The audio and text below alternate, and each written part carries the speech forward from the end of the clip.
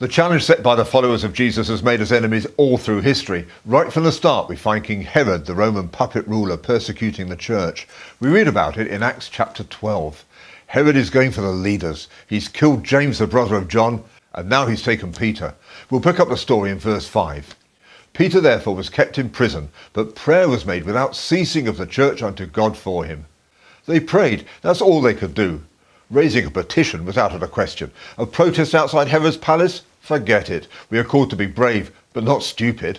So they prayed, around the clock, in unity, probably with fasting. Here's verse 6.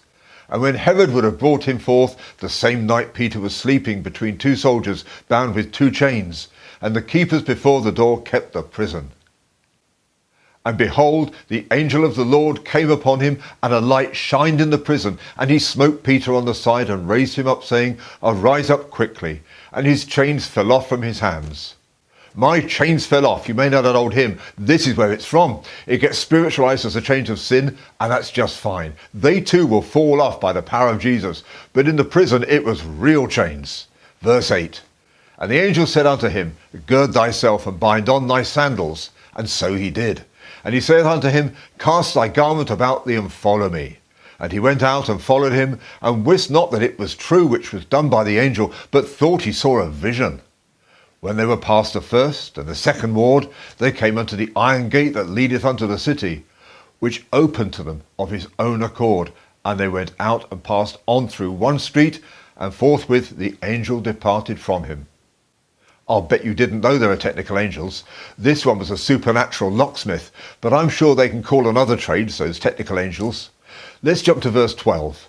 And when he had considered the thing, he came to the house of Mary, the mother of John, whose surname was Mark, where many were gathered together praying.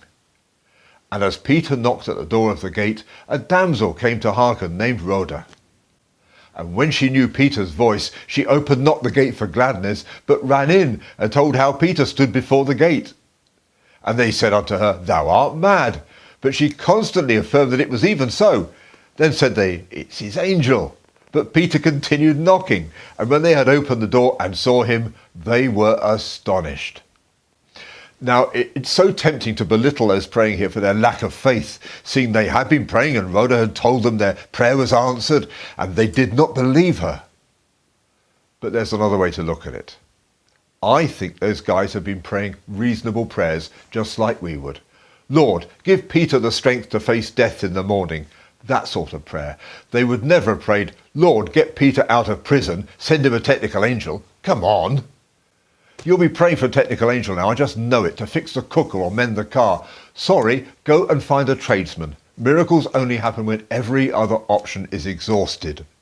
So these guys were doing all they could, praying reasonable prayers, and God did something completely unreasonable. I'm sure they were like, Lord, how do you do that? You see, when you do the little thing that only you can do, you can rely on the Lord to do the miraculous. Whatever the situation, he'll turn it around. With your back to the wall, trust him, pray a reasonable prayer, and expect an unreasonable miracle.